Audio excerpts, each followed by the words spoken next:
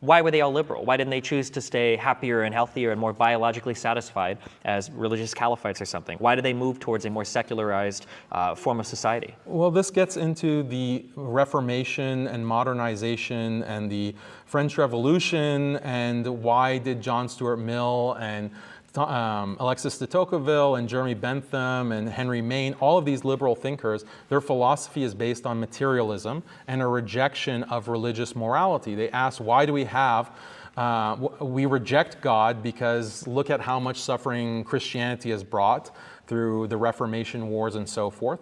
So we want a better standard for determining how to live our lives. We don't look to Scripture, obviously. We have to look to rationality and we have to look to science.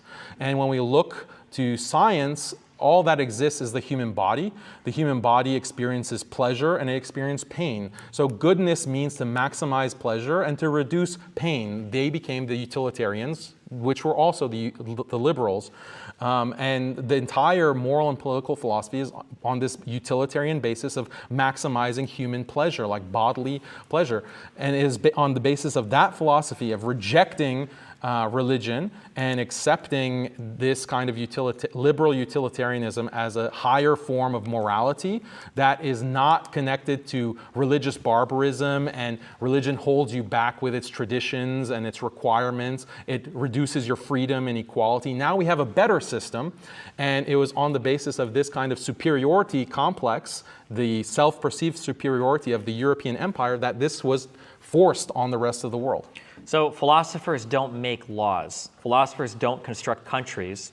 Oftentimes philosophers are just locked in academic institutions writing papers at each other, arguing over esoteric points related to meta-epistemology or other obscure philosophical topics. They can write books trying to describe things or their own thoughts, but the idea that the average person is reading Rawls in order to figure out how they want to live their life is just not true. So to ask my question again, without talking about a philosopher, why did the societies themselves liberalize? Why did the societies themselves reject religion in favor of more secular living? Why did all of these societies in these dominant liberal or dominant Western countries move towards liberalization if religious thought and religious institutions and religious organization was better for them?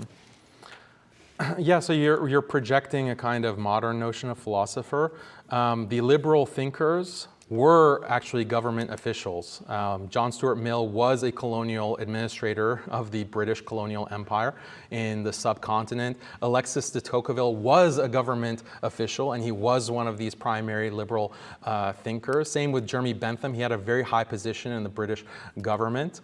John Stuart Mill's father, also was very high in the British government.